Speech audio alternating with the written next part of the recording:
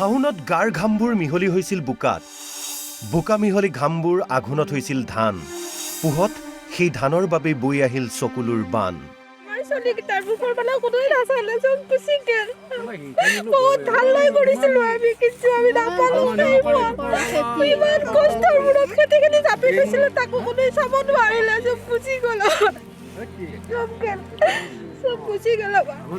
আনৰ মাটিত কৰিছে খেতি আপোনালোকে?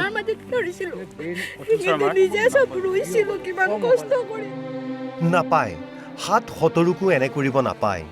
অসমীয়া মানুহে ধানক লখিমী জ্ঞান কৰে সেই লখিমীক জ্বলাই ছাই কৰিব নাপায় কিন্তু তাকেই কৰিলে দুৰ্বৃত্তই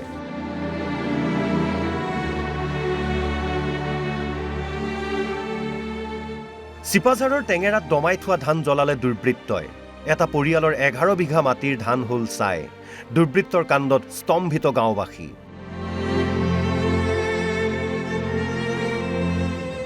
নিজাকৈ মাটি নথকা পৰিয়ালটোৱে আন 11 বিঘা মাটিত আধি কৰিছিল ধানবোৰ কাটি মুঠিবোৰ জমা কৰি ৰাখিছিল পথাৰৰ মাজতেই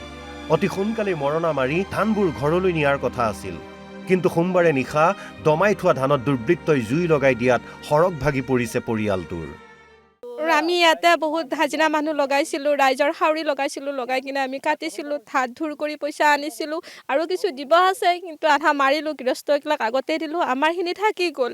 থাকি যোৱাৰ পিছত আমি ভাবিছিলোঁ যে আমি মানুহকেইটা অকণমান আজৰি হৈ কিনে মাৰিম কিন্তু আজি টাৰ্গেট কৰিছিলোঁ গোটেই মাতিম ধানখিনি মাৰিম বুলি তো আমাৰ ৰাতিটোতে চব জ্বলাই শেষ কৰি দিলে আৰু আমাৰ ধাত ধুৰ ৰৈ গ'ল চবকিলা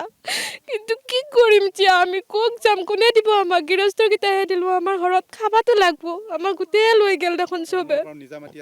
নাই আমাৰ মাটি নাই আমি এইবিলাকে কাৰণে আধিয়া মাটি কৰি খাওঁ প্ৰত্যেক বছৰে কৰোঁ এওঁলোকৰ মাটি কৰোঁ আজি 4-5 বছৰ হ'লে এইবিলাক মাটি কৰি থকা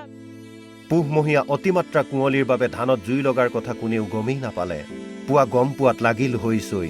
ইতিমধ্যে থানাত এজাহাৰ দিছে পৰিয়ালটোৱে এই ঘটনাই ব্যাপক চাঞ্চল্যৰ সৃষ্টি কৰিছে চিপাঝাৰত কি কৰিছে কোনোবাই জ্বলাই দিছে এইবিলাক গতিকে এওঁলোকে কম বেছি পৰিমাণে আমাৰ মাটিখিনি খেতি কৰি থাকে কেতিয়াবা কম মাটিত কেতিয়াবা বেছিত এতিয়া এইবাৰ ধানৰো খেতি কৰিলে আৰু বেহাৰো সৰিয়হো খেতি এতিয়া কোন দুৰ্বৃত্ত এইবিলাক মানে কি কৰে গম পোৱা নাই আৰু অন্যায় কৰাটো বেয়া আৰু চিপাঝাৰৰ পৰা দুলাল হাজৰিকাৰ ৰিপৰ্ট অসম লাইভ 24